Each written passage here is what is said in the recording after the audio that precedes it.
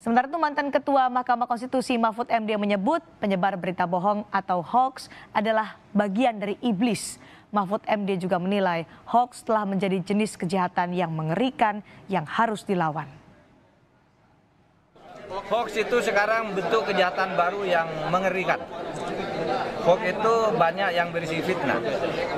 Jadi saudara, kita sudah punya perangkat hukum, Undang-Undang ITE, Informasi dan Teknologi, Undang-Undang Informasi dan Teknologi Elektronik dan Transaksi Elektronik, Undang-Undang Informasi dan Transaksi Elektronik. Siapa yang membuat hoax dan merugikan orang lain, apalagi sampai memfitnah, diancam hukuman 6 tahun penjara, dan rakyat Indonesia dimanapun bisa melapor ke Polres terdekat.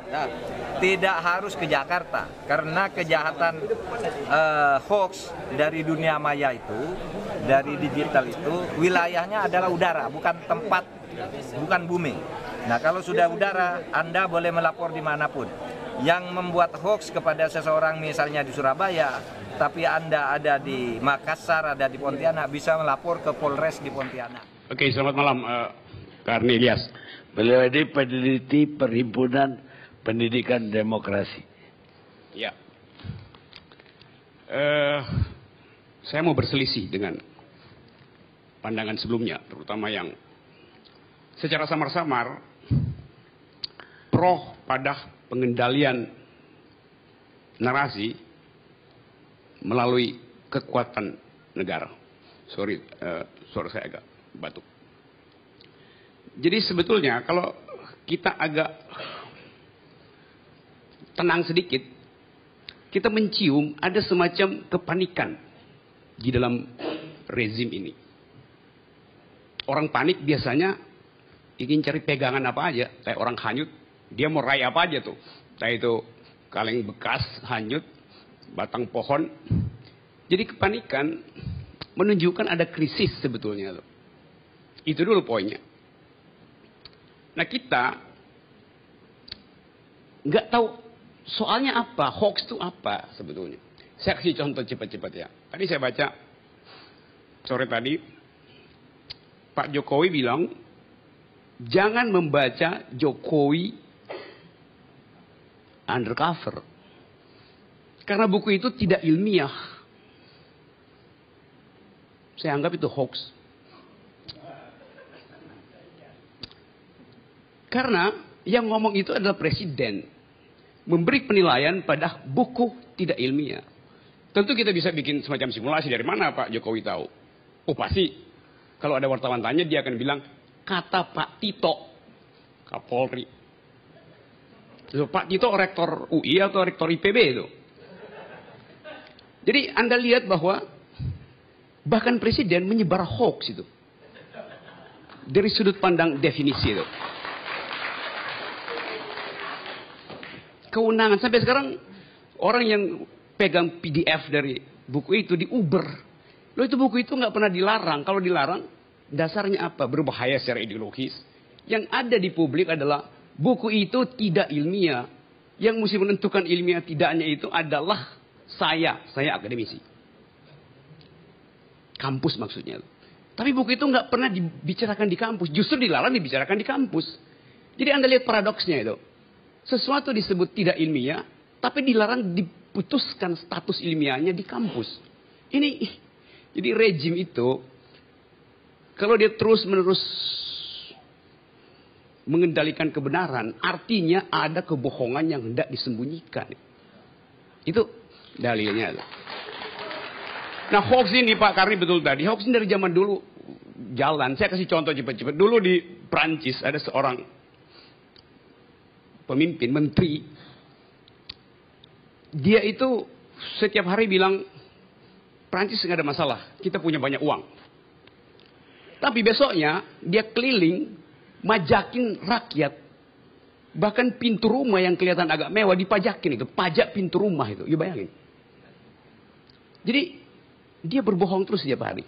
Saking keselnya orang, rakyat Prancis, si menteri itu kalau digambarkan di media massa, di pers, cuma digambarin hitam putihnya aja tuh. Nggak pernah mukanya. Orang kesel jadi dibikin hitam putih. Bentuknya siluet. Nama menterinya Etienne Silhouette. Jadi dari nama menteri itu dibuatkan meme yang mengolok-olok. Saya nggak tahu siapa yang akan kita jadikan Silhouette hari ini nih. Dalam pembicaraan semacam ini. Menteri kah? Atau dia di tingkat lebih di atas lagi tuh. Jadi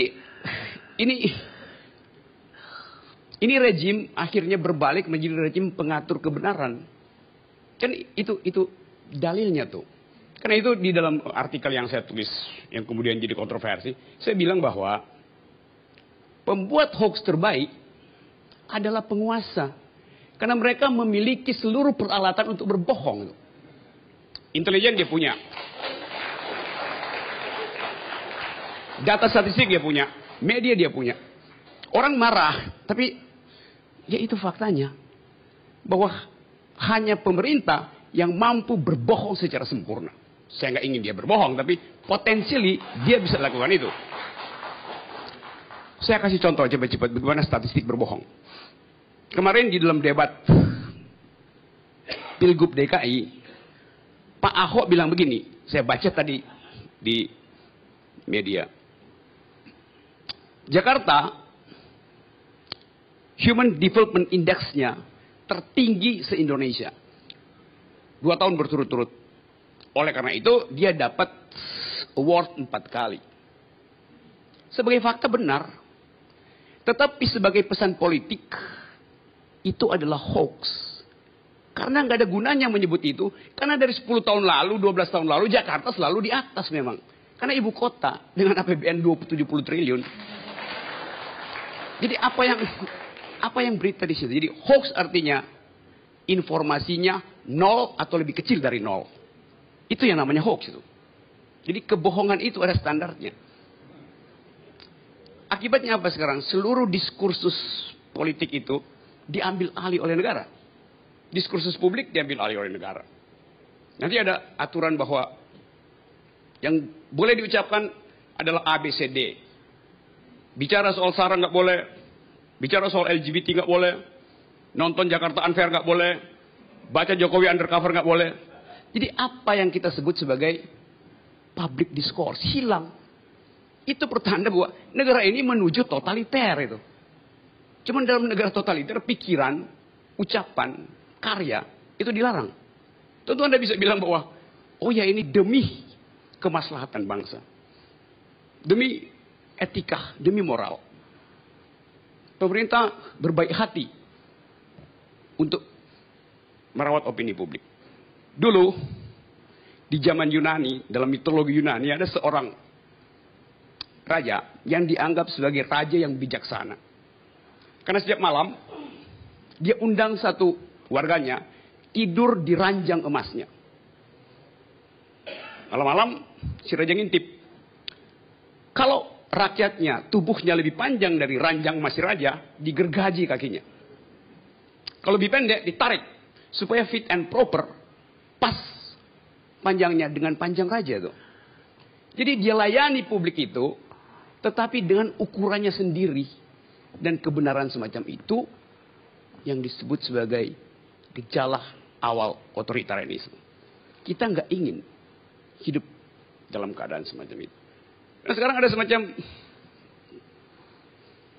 gairah untuk memberantas hoax.